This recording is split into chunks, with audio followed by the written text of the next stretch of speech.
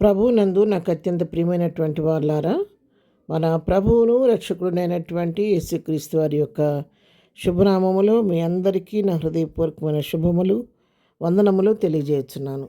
ఉదయకాల సమయంలో దేవుని వాక్యాన్ని ధ్యానం చేసుకుందాము.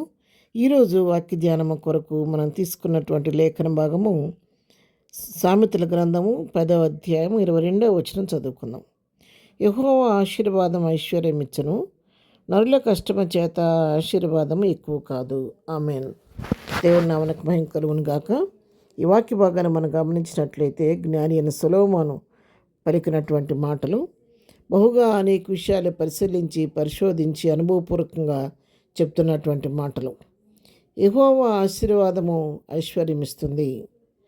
ఆ ఆశీర్వాదం కొరకు నరులు ఎంత కష్టపడినా కూడా దాన్ని పొందుకోలేదు, ఆశీర్వాదాన్ని ఎక్కువ చేసుకోలేరని తెలియచేస్తున్నాడు. అవును, ఒక వ్యక్తి తన జీవితంలో ఆశీర్వదించబడాలంటే దేవుని యొక్క ఆశీర్వాదం కావాలి. చాలామంది ఐశ్వర్యవంతులుగా ఉండాలని కోరుకుంటూ ఉంటారు.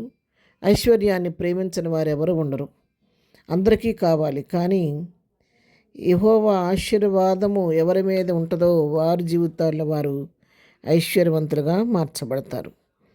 ఆ ఐశ్వర్యం కొరకు దివారాత్రులు నరులు కష్టపడినప్పుడు కూడా ఆ ఆశీర్వాదం ఎక్కువ కాదని చెప్పని ఇక్కడ అనుభవపూర్వకంగా జ్ఞాని తెలియచేస్తూ ఉన్నాడు. కీర్తన గ్రంథం 127వ కీర్తన 2వ వచనం మనం చదువుకుంటే, మీరు వేకువనే లేచి చాలా రాత్రి అయిన తర్వాత పండుకొనుచు కష్టార్జితమైన ఆహారం తినుచునున్నట్టు వ్యర్థమే, తన ప్రియులు నిద్రించుచుండగా ఆయన వారికి ఇచ్చుచున్నాడు.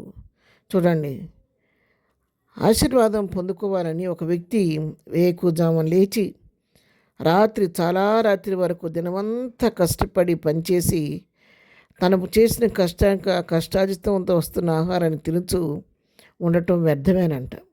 ఎంత చేసినా కూడా దేవుని ఆశీర్వాదం మీద లేకపోతే ఆశీర్వాదాన్ని పొందుకోలేడు. కానీ ఎవరైతే దేవుని దృష్టికి ప్రియులుగా ఉంటారో, దేవుడు ఎవరిని ప్రేమిస్తారో వాళ్ళ విషయంలో దేవుడు వాళ్ళు నిద్రపోతున్నా కూడా ఆయన వారికి అనుగ్రహిస్తూ వారికి మేలు చేస్తాడన్న సత్యాన్ని ఇక్కడ మనకు తెలియజేయబడుతుంది. ఇవి కూడా జ్ఞాని అయిన సొలొమోను పలికిన మాటలే. ఆయన ఎవరిని ప్రేమిస్తున్నాడో వారు నిద్రపోతున్నా వారికి కావాల్సిన ఇస్తున్నాడు. దేవుని ఆశీర్వాదం లేకుండా ఎంత కష్టపడినా ఆశీర్వాదాన్ని మీరు పొందుకోలేరని అవే మాటలు మరొక రూపంలో ఇక్కడ మనకు తెలియజేస్తూ ఉన్నాడు. అవును ప్రియరా, నీ జీవితంలో నా జీవితంలో ఆశీర్వాదం కావాలంటే అది మనం గొప్పతనం వలన, మన శక్తి వలన, మన బలం వలన మనం పొందుకోలేం. కానీ యెహోవా ఆశీర్వాదం మన పైన ఉంటే మన జీవితాల్లో ఆశీర్వదించబడిన వారిగా ఐశ్వర్యవంతులుగా మనం ఉంటాము. మరి దేవుడు అబ్రాహామును పిలిచినప్పుడు అబ్రాహాముని ఆశీర్వదించాడు. 12వ అధ్యాయం ఆదికాండం 2వ వచనం మనం చదువుకుంటే, నిన్ను గొప్ప జనముగా చేసి నిన్ను ఆశీర్వదించి నీ నామమును గొప్ప చేయుదును, నీవు ఆశీర్వాదంగా నుందువు. నేను ఆశీర్వదించు వారిని ఆశీర్వదించెదను, నేను దూషించు వారిని శపించెదను. భూమి యొక్క సమస్త వంశములు నీ యందు ఆశీర్వదింపడని అబ్రాహాముతో అనెను. స్వజనుల యొద్ద నుండి అబ్రాహామును పిలిచినప్పుడు దేవుడు అతన్ని ఆశీర్వదించి గొప్ప జన్మగా చేసి అతని నామాన్ని గొప్ప చేశాడు. బాగా అంటున్నాడు, నీవు ఆశీర్వాదకరంగా ఉంటావని చెప్పని తెలియచేస్తున్నాడు. నిన్ను ఎవరైతే ఆశీర్దిస్తారో వారు నేను కూడా ఆశీర్దిస్తానని తెలియజేస్తున్నాడు.